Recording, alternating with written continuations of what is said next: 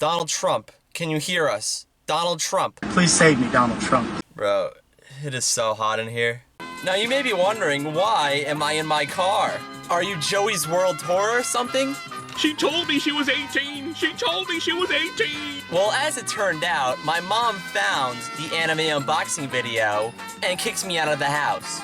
Now, I live in my car. So from now on, I'll be doing videos in my car. I live in my car. Okay. If I had to pick an anime or manga that fell off hard, I would have to pick Jojo. Now, unlike the other animes I reviewed, Jojo hasn't always been ass. In fact, it used to be pretty alright. It wasn't like my favorite anime or anything, but it was still a pretty cool show. And it was pretty popular too. When Part 4 and 5 were airing, people were going crazy for the show. Even if I don't really like Part 5 that much, there was no denying it was popular. There were memes, awkward band kids going in the Walmart. Pretty much everything was going down. Now when I talk about Jojo, it's crickets. The Part 6 anime dropped, and nobody cared. The new Jojo part dropped, nobody cared. What happened? Jojo Part 6 is lame. I'm sorry, I do not like Jojo Part 6. It is probably one of, if not my least favorite Jojo part. But Brendan, why do you hate Jojo Part 6 so much? When watching Jojo Part 6, you have to keep in mind, this is the final Jojo part. Well, besides that alternate universe nonsense, but we're not talking about that today. Just when it seemed like Araki was getting it all together, he fumbles the ball. This is the conclusion to a story that's been running for about a decade. Unfortunately, as a conclusion, it falls short in every way. Well, why is that? The way I look at it, Jojo Part 1 through 6 is split into two sagas. The first 3 parts and the last 3 parts. Parts 1 through 3 have an overarching story. It's not perfect, but the events of each part affect the next. Parts 4 through 6, on the other hand, is a mess.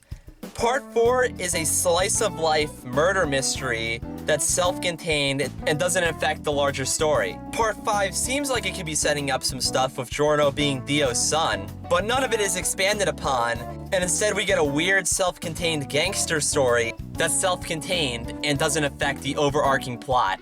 Now we're left with a final part with no setup that feels more like a sequel to Part 3 than Part 4 or 5. Part 3 is a way better conclusion to a saga than Part 6 is. Okay, so this saga fails as an overarching story. Is it at least a good sequel to Part 3? Not really. We don't get that many old characters, but the ones we get act completely differently in order to further the main plot. The idea of the final villain being one of Dio's minions is already lame, but it doesn't even make sense. So I guess Dio's plan the whole time was to achieve something called heaven, which basically means resetting the universe so that people know their destinies or something like that. Despite being really weird, that would be fine. Except why would Dio even care about that? He never mentioned anything like this in parts 1 or 3. The whole time, he was a basic evil villain. Where did this heaven thing even come from? 幸福とは無敵の肉体や大金を持つことや人の頂点に立つことでは得られないというのは分かった。 Bro, it is so hot in this car. I'm like dripping. If I pass out, know I did it for you guys. Oh, Darkrai, you're just a man. You just hate JoJo Part 6 because it has a strong female protagonist. Listen, I like Jolene. Even if she was the only JoJo to fumble and the only woman, but you know, I like Jolene. She's okay. What's not okay is this cast of characters. This has to be the worst JoJo cast of all time. Seriously, whose favorite character is Foo Fighters? I've seen more Dire fans than Foo Fighter fans. Bro, Foo Fighters is so trash, even the author forgot to add her at the final panel. I'm just saying, Dire was in the final panel of his part. None of these characters were nearly as interesting or compelling as the previous parts.